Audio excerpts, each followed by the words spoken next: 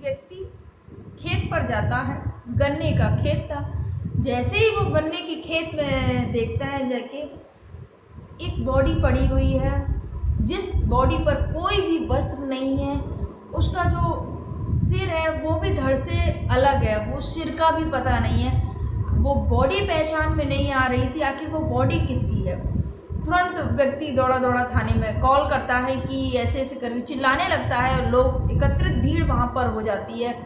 लोगों ने कॉल किया थाने में, वहाँ पर जो पुलिस होती है तुरंत वहाँ पर पुलिस पहुँचती है और बॉडी को शिनाख्त करने की कोशिश करते हैं कि आखिर कौन है, क्योंकि ना कपड़े से पहचान थी, क्योंकि उसके शरीर पर एक भी कपड़ा नहीं था, और उसका जो सिर था, उसका जो धड़ था, वो भी सिर से धड़ से सिर अलग था, सिर भी नहीं था, जिससे उसके चेहरे से उसकी पहचान हो सके।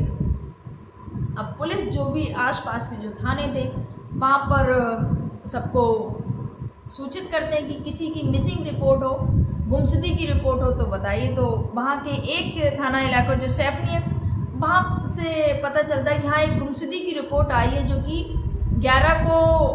9 तारीख को जो लड़का था घर से निकला था, उसके बाद वो वापस नहीं आया। ये जो घटना थी 11 सितंबर 2024 की।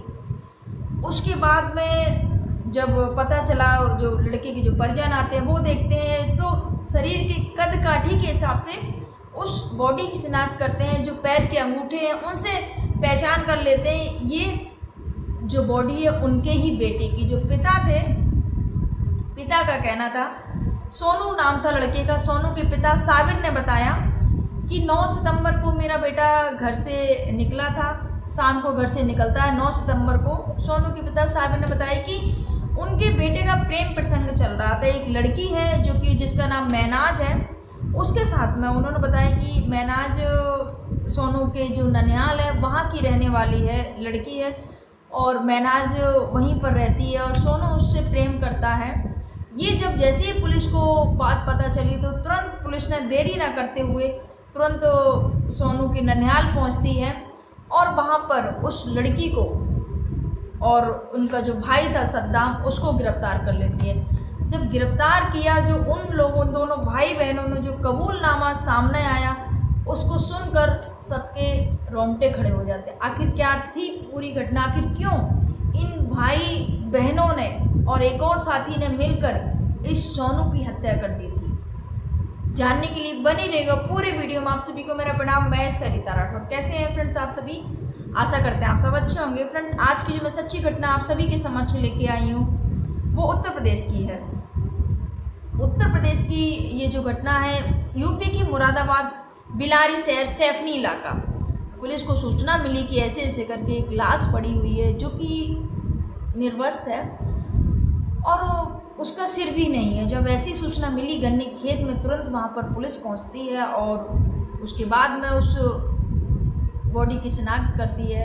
पता चलता है कि ये बॉडी किसकी है, सोनू नाम के लड़के की है। उसके बाद में ये जो उनकी सोनू की जो प्रेमिका है और जो भाई है और एक और लोग को गिरफ्तार करे। उन्होंने जो कहानी सुनाई वो मैं आपको बता दी। सोनू क्या है, सोनू ननिहाल, जहाँ पर उसका ननिहाल था सोनू का, सैफनी, बिलारी सैफनी शहर, वहाँ पर सोनू अपने ननिहाल अक्सर जाया करता था। ये जो महनाज थी वो ITI कर रही थी और अभी उन्होंने पुलिस का एग्ज़ाम भी दिया है, जो भर्ती पुलिस की निकली उसमें एग्ज़ाम भी दिया है। सोनू और ये जो महनाज होते एक दूसरे से प्रेम करने लगते हैं। इन लोगों की मुलाकात होती है, इन लोगों की बात होती है। सोनू क्या करता है कि ऐसे ही जब दोनों आपस में बैठे तो निजी तस्वीरें होती हैं वो सोनू खींच लेता है, क्लिक कर लेता है, और जब फ़ोटो खींच लेते हैं एक दूसरे की तो फिर सोनू क्या करता है, महनाज से दबाव डालता है। महनाज ने बताया कि ऐसे ऐसे करके सोनू मुझ पर दबाव डाल रहा था कि कहीं घूमने चलो, घूमने के लिए बोलता था तो महनाज हमेशा मना कर देती, नहीं नहीं मुझे नहीं जाना है। तो वो धमकी दिया करता था, अगर तुम मेरे साथ नहीं चलोगी तो मैं तुम्हारी जो फ़ोटो हैं वो मैं उनको वायरल कर दूँगा। और भी महनाज ने बताया कि जो सोनू था उसने मेरी फ़ोटो और भी रिश्तेदारों को दिखाई कि मैं इस लड़की से प्रेम करता हूँ, मैं इस लड़की से शादी करना चाहता हूँ। ये जो बात थी वो महनाज को अच्छी नहीं लग रही थी। महनाज नहीं चाह रही थी कि कोई किसी को भी हमारे रिश्ते के बारे में पता चले या हमारी बदनामी हो। इस वजह से महनाज मन ही मन बहुत ज़्यादा परेशान होने लगी, दुखी होने लगी कि अब क्या किया जाए। कहीं अगर मैं नहीं गई घूमने के लिए इसके साथ में तो कहीं मेरी फ़ोटो वायरल ना कर दे। इस बात से दुखी रहने लगा। अब क्या करे, किसको कहे जाके महनाज, किसी को नहीं बोल पा रही थी। एक दिन महनाज रो रही थी सीढ़ियों पर बैठ के, तो महनाज के भाई ने देखा, तो भाई ने पूछ लिया कि क्या हुआ बहन, क्यों रो रही हो तुम। तो महनाज सारा दुखड़ा जो होता है वो अपनी बहन से भाई को रो देती है, बताती है कि ऐसे ऐसे सोनू ने हमारी फ़ोटो खींच ली थी, अब वो मुझे कहीं भी घूमने के लिए बोलता है तो मैं मना कर देती हूँ, तो वो फ़ोटो वायरल की धमकी देता है मुझे, अगर तुम मुझे मेरे साथ घूमने नहीं बाहर चलोगी तो मैं तुम्हारी फ़ोटो को वायरल कर दूंगा, ऐसा महनाज का कहना। तो जैसे ही भाई को पता चला कि उसने मेरी बहन की फ़ोटो खींच ली है, निजी तस्वीरें खींच ली हैं, तो उसको बहुत ज़्यादा गुस्सा आता है और बदनामी का डर महनाज को था। और फिर उसको भाई को भी लगा, महनाज ने बताया कि उसने और भी रिश्तेदार हैं उनको भी फ़ोटो दिखाई है, बोले कि इस लड़की से मैं शादी करना चाहता हूँ और इससे मैं प्रेम करता हूँ।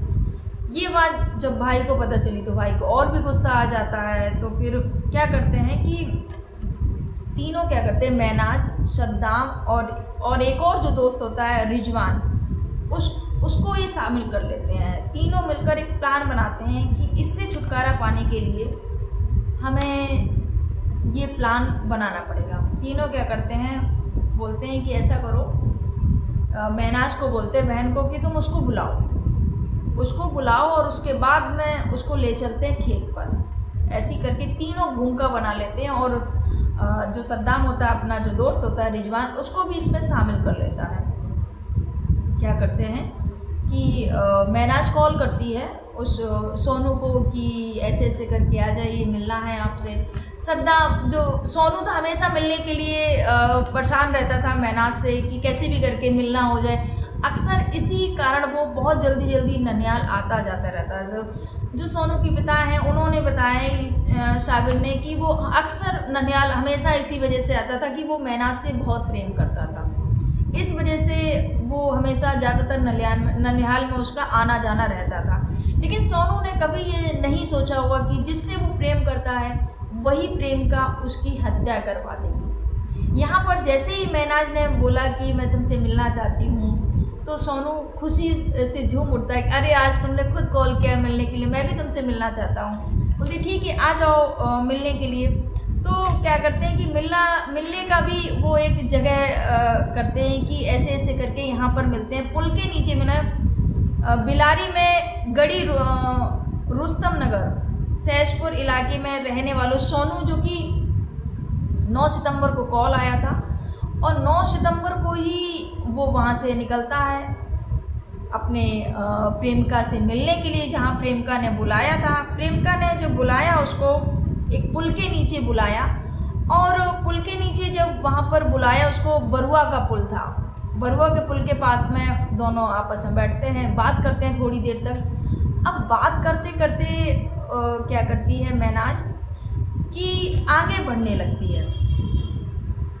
जो बरुआ को पुल पे दोनों बात कर रहे थे, तो तभी महनाज आगे चलने लगती है। तो जो सोनू था, प्रेमी था, वो भी उसके साथ साथ में चलने लगता है। अब चलते चलते आगे बढ़ते हैं, गन्ने का खेत आता है और गन्ने के खेत में पहले से ही उसका एक भाई और भाई का दोस्त सद्दाम और रिजवान पहले से ही घात लगा के बैठे थे, इंतज़ार कर रहे थे कि कब सोनू आएगा और कब हम अपने कार्य को अंजाम देंगे। अब जैसे ही महनाज के साथ में सोनू साथ में चलता है, गन्ने का खेत आता है, वैसे ही वो दोनों उसको धर दबोचते हैं, दोनों पकड़ लेते हैं। एक हाथ पकड़ता है और महनाज पैर पकड़ती है, और जो सद्दाम था, जो लड़की का जो भाई था, वो क्या करता है, सीधी गर्दन पकड़कर चाकू से, धारदार चाकू से उस पर वार करता है। और जब तक उस पर वार करता रहता है, जब तक कि उसका सिर धड़ से अलग नहीं हो जाता है। उसके बाद में उनके जो तीनों के जो कपड़े थे वो खून से सन जाते हैं। जब तीनों के कपड़े खून से सन जाते हैं, वो क्या करते हैं कि वहाँ पर ही तीनों अपने अपने कपड़ों को बदलते हैं, और वो जो खून से सने हुए कपड़े थे वो कपड़ों को वहाँ पर ही जला देते हैं, और जो सोनू को कपड़े थे वो भी पूरे उतार देते हैं उसके बदन से, और उन कपड़ों को भी जला देते हैं ताकि कोई भी इसकी पहचान ना कर पाए कि आखिर ये है कौन।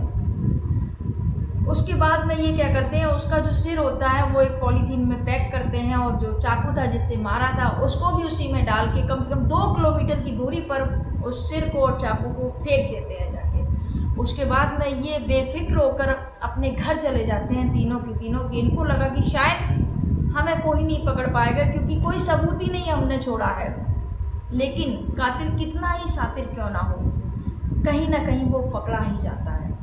उसके बाद में जब ये तीनों अपने अपने घर चले जाते हैं, बेफिक्र होकर आराम से सो रहे होते हैं क्योंकि 9 तारीख को इन्होंने कत्ल को अंजाम दिया था और 10-11 को ये बॉडी मिलती है। 11 तारीख को दोपहर में ये बॉडी मिली। जैसे ही व्यक्ति को दिखा कि ये शरीर पड़ा है, तुरंत थाने से तुरंत पुलिस आती है और बॉडी की शिनाख्त में लग जाती है कि FIR देखते ही कहाँ पर गुमशुदगी की रिपोर्ट हुई है। फिर वहाँ पता किया जाता है, घर वाले पहुँचते, जो सोनू के पिता थे साबिर, उन्होंने स्पष्ट कर दिया कि महनाज और प्रेम प्रसंग था, यही कारण हो सकता है वहाँ पर, तो गिरफ्तार किया गया। तो ये जो कहानी आई फ्रेंड्स, जिसने भी सुनी काफ़ी चौंकाने वाली कहानी थी। फिलहाल तो तीनों को गिरफ्तार कर लिया गया है।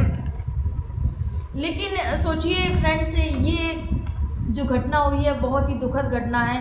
अगर जो सोनू था भले बोल रहा था कि मुझे मिलना है या शादी करना है, जो भी है अपने घर वालों से बात करते या जो भी है बात करते, एक दूसरे के परिवार में बैठकर बात करते, जो भी फैसला है वो करते।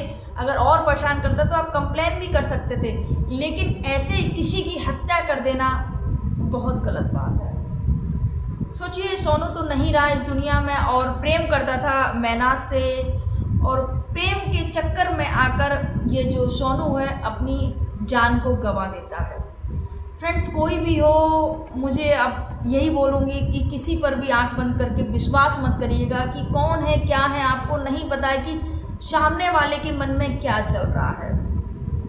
तो सावधान रहिएगा, सतर्क रहिएगा, अपना ध्यान रखिएगा, अपनों का ध्यान रखिएगा। और कोई भी अगर बात है तो किसी की हत्या करना हल नहीं है। अब जो लड़की महनाज, जो कि पढ़ी लिखी लड़की थी और पुलिस का जिसने एग्ज़ाम भी डाला था, अब जेल में जाएगी, गिरफ्तार होगी, जेल में जाएगी। भाई भी जेल में, जो दोस्त है जिसने साथ दिया है वो भी गिरफ्तार, तीनों ही जेल में जाएंगे। और जो सोनू नहीं रहा है वो तो नहीं रही उसकी ज़िंदगी। अगर ये महनाज चाहती तो ऐसा कुछ ना करके उनके घर वालों से बात करती, जो भी थी आमने सामने बात करते जो घर के लोग थे। लेकिन ये जो घटनाक्रम हुआ है काफ़ी दुखद है। आपके क्या विचार है, कमेंट जरूर करिएगा। आप सभी को मेरा प्रणाम। जय हिंद, जय भारत, जय सिया राम।